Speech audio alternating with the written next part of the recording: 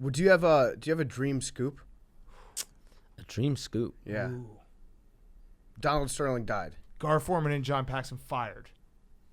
You know, I don't want anyone Ryan to lose Zerf their job. selling the team. Dream scoop. Dream scoop. We're talking our dream scoops. What's yours? I mean, my dream scoop over the weekend was the John Beilein situation. Yeah. I thought I did an okay job with that. You So did a very good job. I mean, all you can think of is the next one. The So next one. That's the right answer. I don't know what the next one is. I got to get back to you on that. What do you have any kind of rivalry with Woj when it comes to free agency and breaking news? Because people play into it. I think I'm guilty of it too. I think I actually tweeted like, "Hey, Shams, are you still alive? Just checking in on you after Woj." I'm dunked sure on everyone you." was tweeting stuff no, I like actually that. definitely did. I saw the tweet. I was looking at it before. But do you feel any rivalry? Do you get angry when you know someone beats you by a second? Oh, of course but that's with anyone, with everything. Like that's someone obviously you work with for multiple years, so there's always like that level of respect, and like that's a role model. I mean, guys like him, Brian Windhorst, like Adam Schefter, those are all guys I looked up to when I was 15, 16 years old, like trying to see, if I wanted to do this, once I got cut playing basketball, like I wanted to be in media. I wanted to cover, like I love the behind the scenes. Like all these fans now that I think follow all these other reporters, that was me like 10 years ago. So Right. I know like the passion and like the craving of information. So, but at the end of the day, like you can only focus on yourself. Like, because if you're worried about what other people are doing, I think that's a distraction in a lot of ways. Yeah. Is it bullshit that Schefter tweets basketball news sometimes? Like we need to feed him. Leroy should feed him football news. My dog breaks scoops. Yeah. So Tell him to hit me up. Let's get it going. No, he Insider should. Leroy, I can give you him some. I can give football you some stuff. football scoops so that you can actually get ahead of Schefter on some Right. stuff. Let's That'll do it. really irritate him. You know what? You guys have broken some stuff the last like couple of years. I'm not We've gonna broken lie. some so. things. Leroy's broken a lot of stuff, about 60% correct. When you mess up a scoop, do you ever apologize or retract? Because Leroy has a strict policy of once it's out there, it's out there. It was true to him at the time, but there was a material change. I can't remember the last time I was in a situation where it's like, oh, I put that out, I was wrong. You haven't screwed up anything? I There's need got to- to be one that you. Oh, you know might what? have There was gotten one. It was in the draft. Okay. But I wouldn't even call it a screw up because like picks are coming out. wrong. Yeah. I think I had the Cavs picking Keldon Johnson. Okay. I think at 26 or wherever they were picking late in the first round. But these things change. Like Material change. we're doing it in real time. Mhm. So like we're like 3 picks ahead. Yep. So you're on pick 26, commissioner's on pick 23, and you get word that they're going with Keldon Johnson. So now it's at like pick 25. Then pick 25 happens. Then you're like, all right, it's still going to be Keldon Johnson. And then you get a text. No, it's actually Dylan Windler. So that was like the last one I can remember where I'm like, I think people thought I messed it up. But like now that I'm explaining it, giving you context, Right. there clearly was a material Right. was No, you material could I like the say- terminology we- you guys well, use. say that we all the did time. steal it from the guy. Now that I'm thinking about it, I'm sure you've seen his Twitter account. The guy Aria out in L.A. You've seen it. He's basically Kawhi Leonard is not going to the Clippers. Yeah, he is. You are everything that he thinks he is.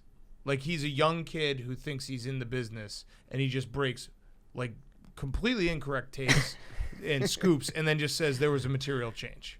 It's a good line. Covers everything. It's a great line because Yeah. materials do change frequently. Things change. It's not a lie. It was gonna be one way, and then it went a different Then I was way. wrong. Yeah. Yeah. But I mean, in terms of a story, I would hope mine is a little bit more plausible. though. Yes, No, yours- I think yours yours good. would be. And yeah, in terms you've of a proven story that. to screw up, that's probably the least consequential mess up that you could ever have. And I told you where they're actually going. They're going Right. with Dylan Windler. Right. right, got you that. corrected it. Yeah. Yeah. Do you have alerts set up on your phone for Woj? No. Mm. Not for You anyone. think he has it for you? I don't know. Do you read it if you're like 5 seconds late on a story and everyone replies to you late?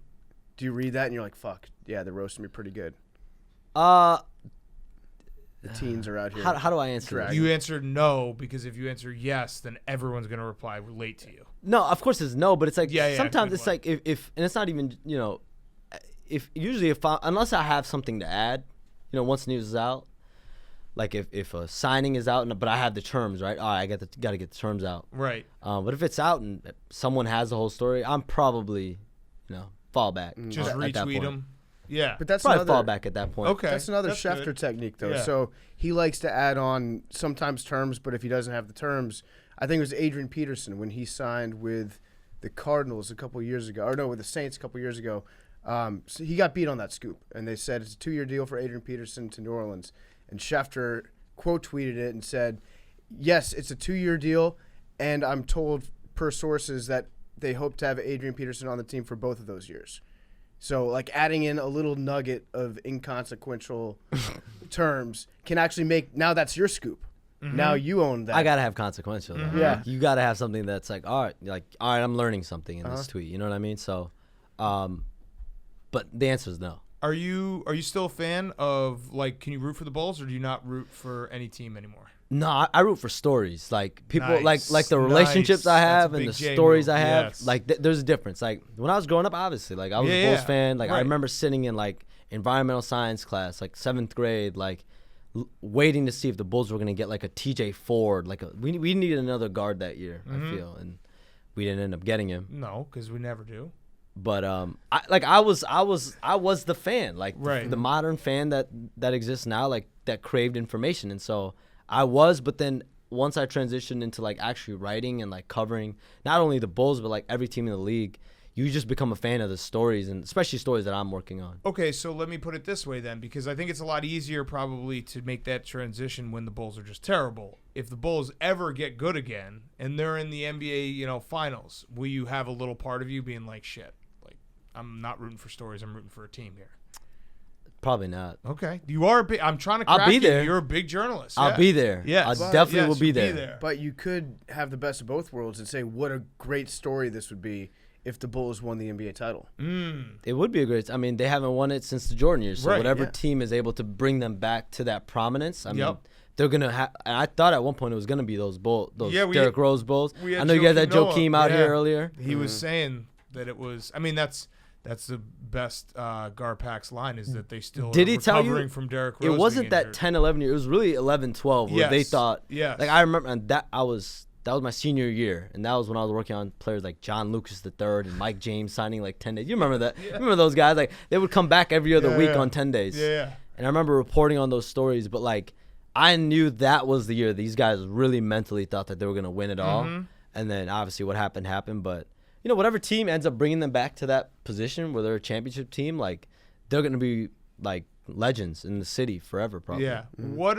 Give me a team that's building something that you're like you got your eye on, because I feel like the NBA, obviously you need a star. It feels like you need a star to attract a star. But what team do you see like, hey, that team, they're like one piece away, or they're building something, or they're thinking 2 years in advance? Maybe your Nets today, but 3 years from now. It's a good question. Thank you. Great question. Put Thank me you. on the spot. Thank you. Awesome. Thank Awesome you. question. Thank you. I like what Miami's doing right now. Ooh, They that's are- PFT's team. That's my heat. They already got Jimmy Butler, so it's like they don't. J-Butt. It's not like they don't have J Butt. That's J-Butt, what it's called. that's what we call him, yeah. So it's not like they don't have a star already. Mm-hmm. But I think Pat Riley's positioning himself for 2021. And Pat Riley's a master at He's an OG, putting and his nuts and his rings on the table, and being like, "Come to Miami." listen, to get Andre Iguodala had no idea or intention in his mind to go play for Miami this year. Like none. Like I'll rather just stay at home in Silicon Valley. He had a part-time job in Silicon Valley, and he was telling anyone who would listen, like, I'm good. Like What do you mean a part-time job? Was he like he had a part-time coding job. Yeah. for Google? It was AI at a is what do you firm. got What was there? he doing? I don't have the name of the firm off the top of my head, but he's working for a firm, and I Imagine don't, getting a cold call from Andre Iguodala in the middle of the season. He's selling. He's selling like Salesforce subscriptions. that's really what he was I'll doing. manage Like, your CRM. It's me. So and he you. wasn't thinking about it at all. no, but then Pat Riley got really engaged. Like I remember, I said that they emerged as a suitor on Tuesday morning, and at that point, I was like, it's probably not gonna happen. Let me just get it out there that they're a suitor. At least get some buzz going. And then as the day wore on, it's like, Pat might call and talk to Andre. And then the next day, it's like Pat Riley and Andre Iguodala got on a call, and Pat sold Andre. Now, obviously, that He's looking at his phone. Getting a buzz. What do we got? Read it. Just read it. Just read it. Here, you What tell does me. it I'll say? have Leroy break it. Just read it. What does it say on your I have phone? something, Oh, actually. you do? Break it. Oh, live Just break breaking it. news. It's a live tweet. Breaking moves. Can I go on a call? Can I make a call? Yeah, do it on air.